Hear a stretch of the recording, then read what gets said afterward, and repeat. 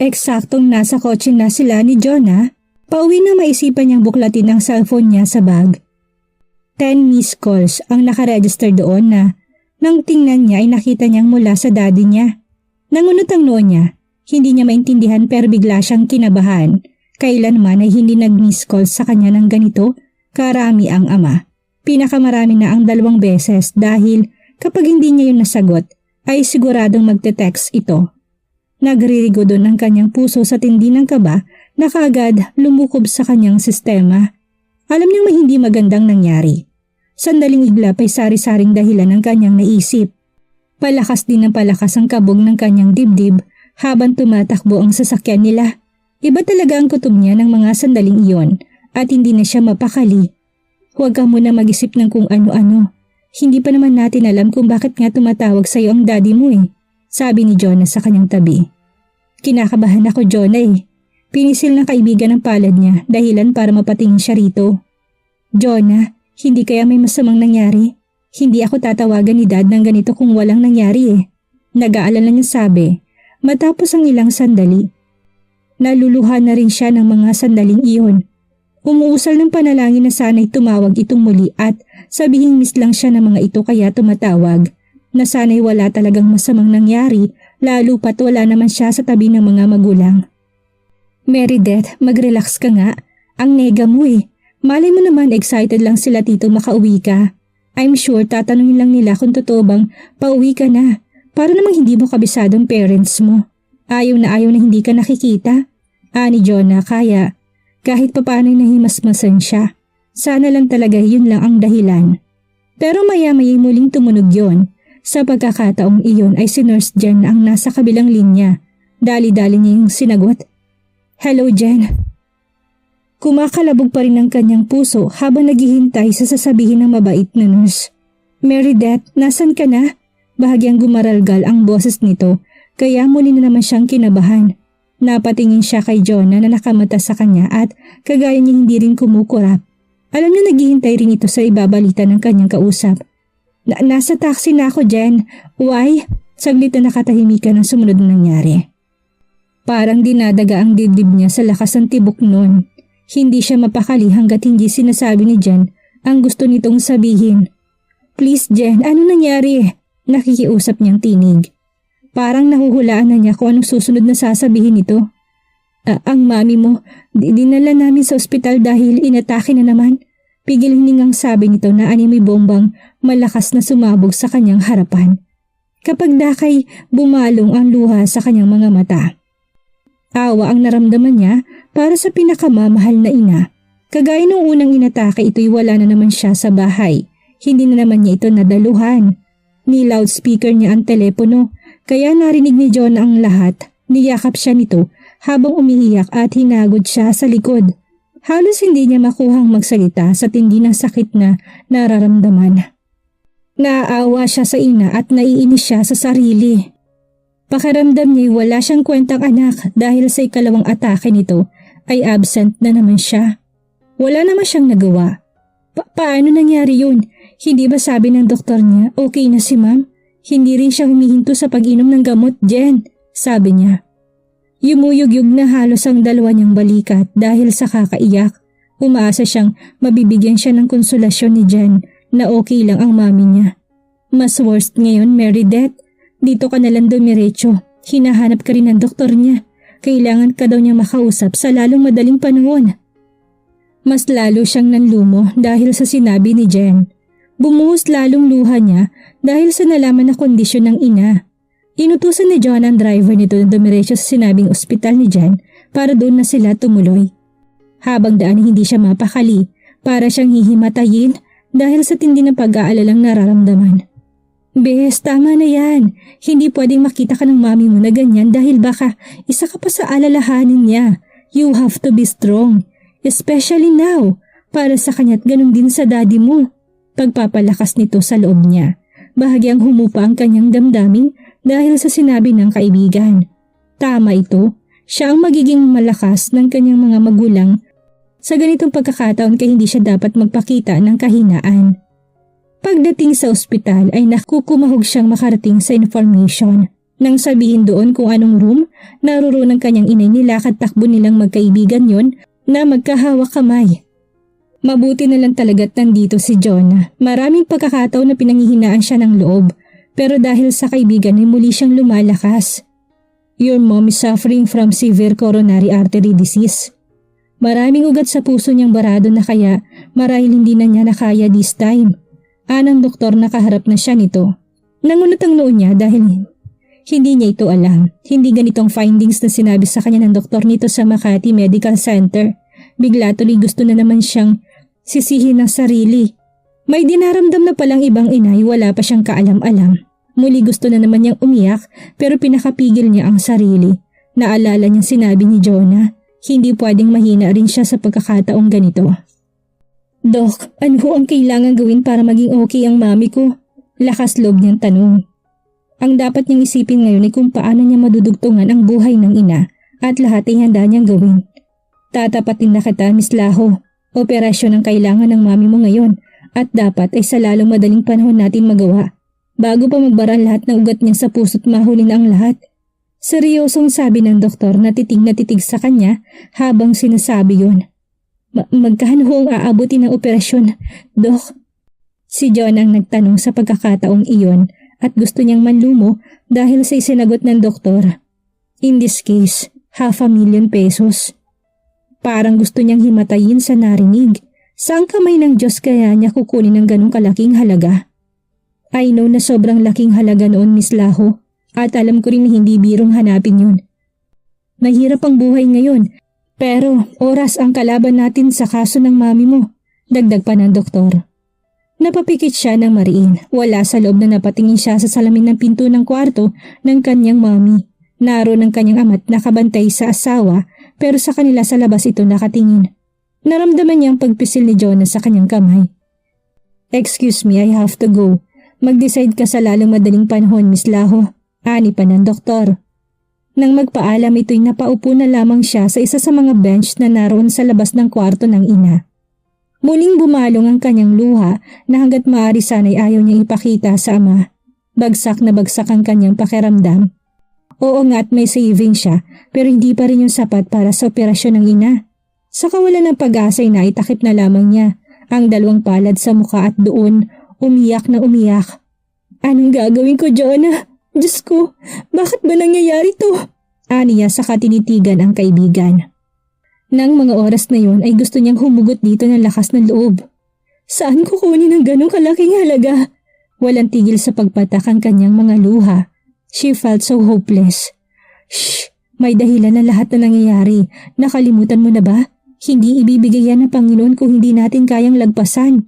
Baka sa mukha ni Jonah ang labis na pakikisimpatya sa kanya at nararamdaman niya ngayong lugmok siya ay dalawang kamay ang handang ibigay ng kaibigan para ipaalam sa kanyang kasama niya ito sa labang iyon. Pero wala akong ganong kalaking halaga, Jonah. May savings man ako noon pero hindi naman naabot ng ganong kalaki. Tapos nagamit ko na rin yun sa pagpapatayo natin ng cafe. Sabi niya may bahid ng katotohanan. Meron man siya ngayon ay barya na lang.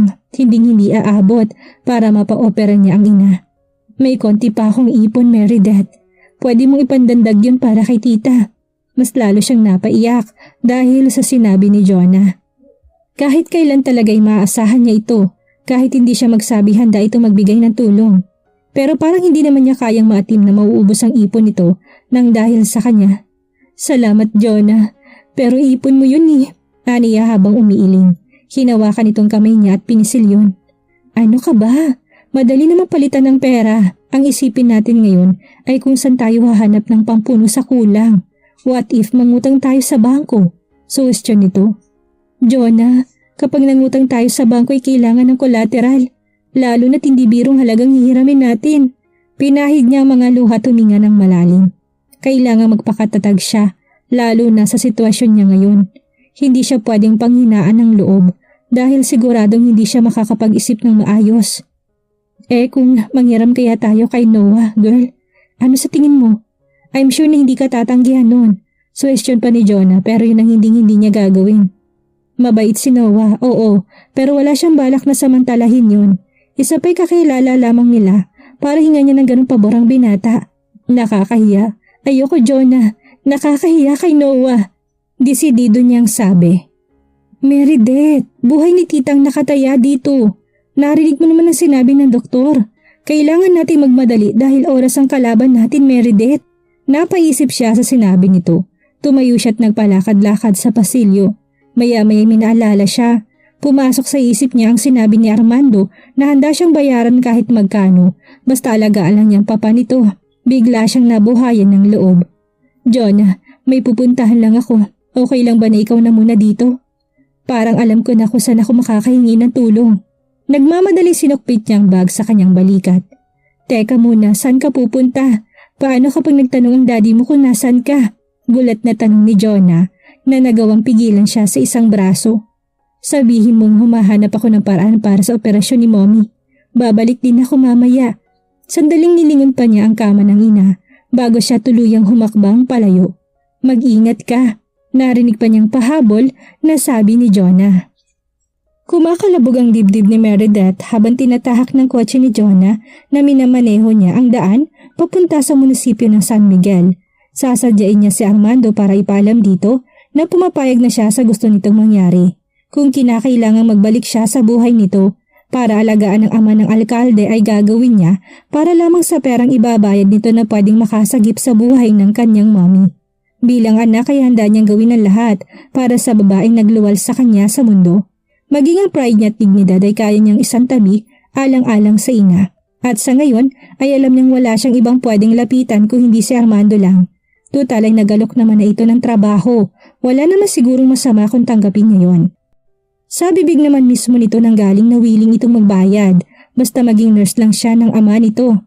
Bahala na kung anong iisipin nito pero wala na siyang pakialam. Oras ang kalaban niya ngayon, kaya hindi niya kailangang mag-isip ng paulit-ulit. Kailangang paganahin niya ang utak dahil maaaring mapahamak ang kanyang ina kapag pinatagal pa niya ang pag-iisip. Nang makapasok sa munisipyo, diretso siya sa mayor's office. Parang lalabas na sa kanyang dibdib ang kanyang puso sa lakas ng tibok nun pero kailangan niya yung baliwalain. Humantong siya muli sa desk ng assistant nito na nakausap niya na noon. At base sa nakikita niyang reaksyon nito ay mukhang natatandaan siya ng babae. Paano ba namang hindi ipinagtabuyan siya noon ni Armando at napaiyak siya dito mismo sa harapan nito. Natatandaan pa nga niyang awang-awa ito noon sa kanya dahil sa hindi sinasadyang masaksihang eksena. Dito sa opisinang ito, niyurakan ni Armando ang kanyang pagkatao at dito din siya nadurog ng husto. Ilang sandali pa'y bigla ang daloy ng alaala sa kanyang isip. Naalala niya lahat pero naputol ang kanyang pagbabalik tanaw nang magsalitang assistant ni Armando na nasa kanyang harapan. Good morning, ma'am. Nawalang hiya niya ng tipid itong ngumiti matapos ang ilang sandaling paninitig sa kanya. Ginantihan niya ito ng isang tipid ng ngiti din. Huminga siya ng malalim bago magsalita sa babae. Good morning. Nandyan ba sa office niyo si Mayor? Mahinahon niyang sabi.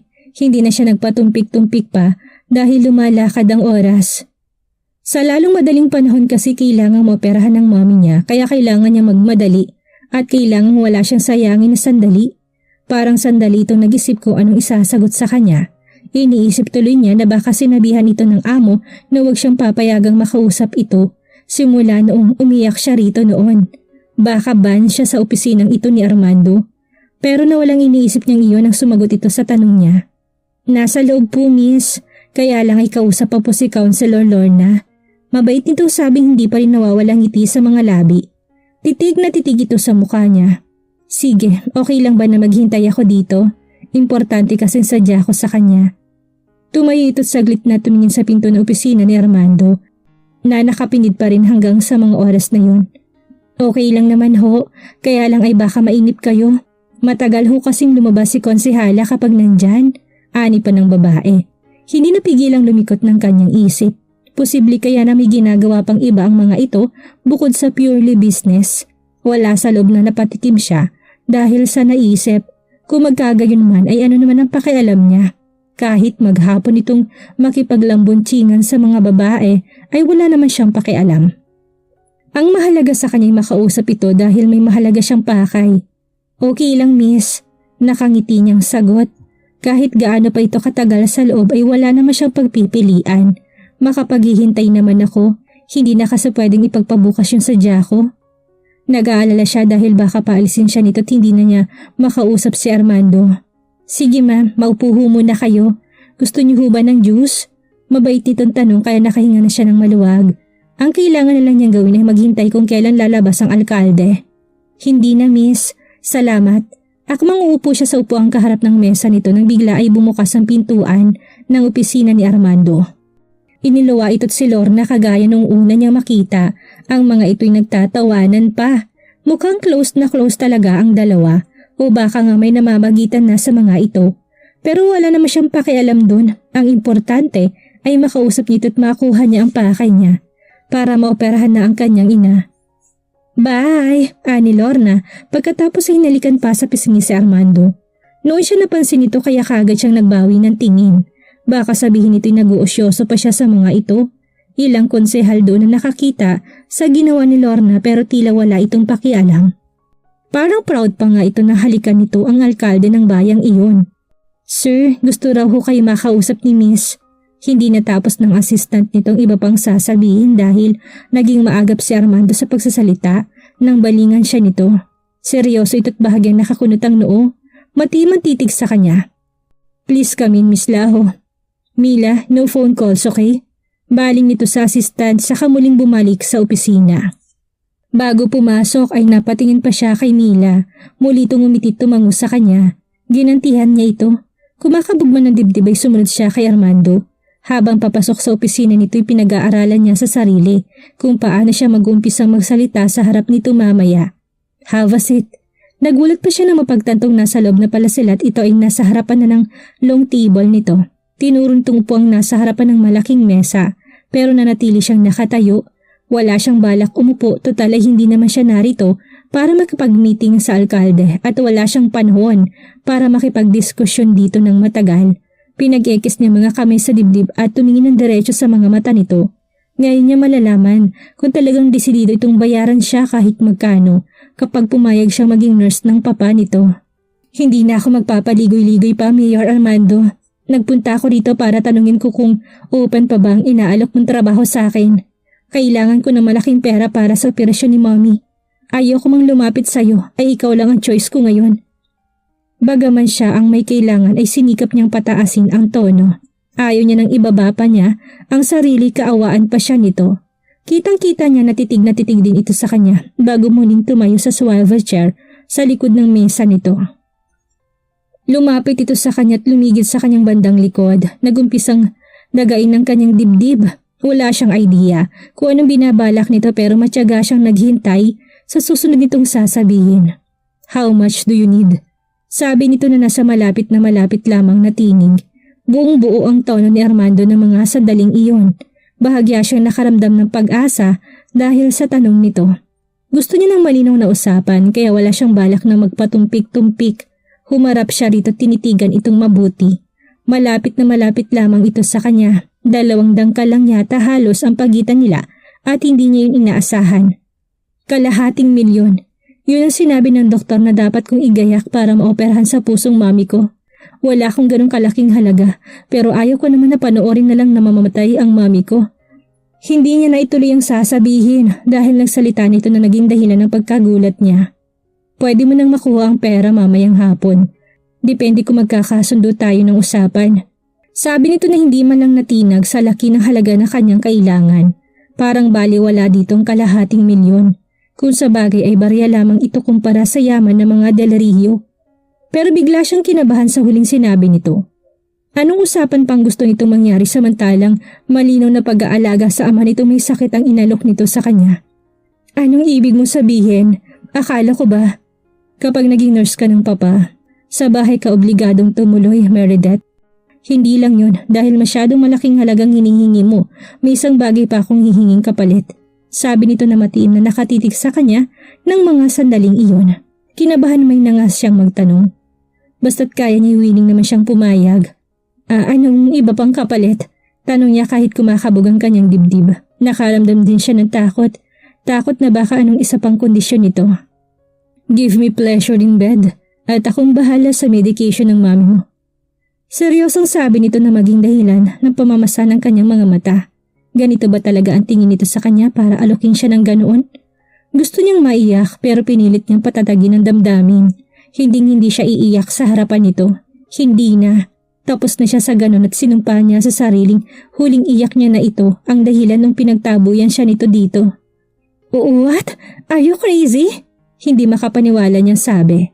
Lumigid itong muli sa likuran niya at ramdam niyang muling malapit na malapit lamang ito. Halos maamoy na niya ang hininga nito. Tigagal siya sa gusto nito maging kapalit. Kung aalagaan lang niya ang papa nito'y wala sanang problema. Pero ang ibentang sarili dito ay hindi niya kaya. Namuo ang puot sa dibdib niya para kay Armando. Parang napakakalaki ng ipinagbago nito para pati ang dangal niya bilhin. Naisip niya sandali pa lang na panahon pero parang napakalaki na pinagbago nito. Iyon ay kung gusto mo lang naman. 3 times a week is enough for me. Pwede kang mamili ng araw. Kapag wala tayong schedule, pwede kang umuwi sa inyo to check your mom. Walang gatol na sabi nito kaya lalong naging malinaw na hindi ito nagbibiro. Nang gigigil siya nang gusto nang marinig na may plano pa ito na 3 araw ang schedule nila. Ang kapal ng mukha, parang alam na papayag siyang talaga. Anong gagawin ni Meredith ngayong tila wala siyang kawala sa kondisyon ni Armando? Anong mangyayari sakaling magkasamang muli si Armando at Meredith? May mabuhay kayang pag-ibig mula sa bawat isa? Yan ang ating aalamin sa susunod nating kabanata.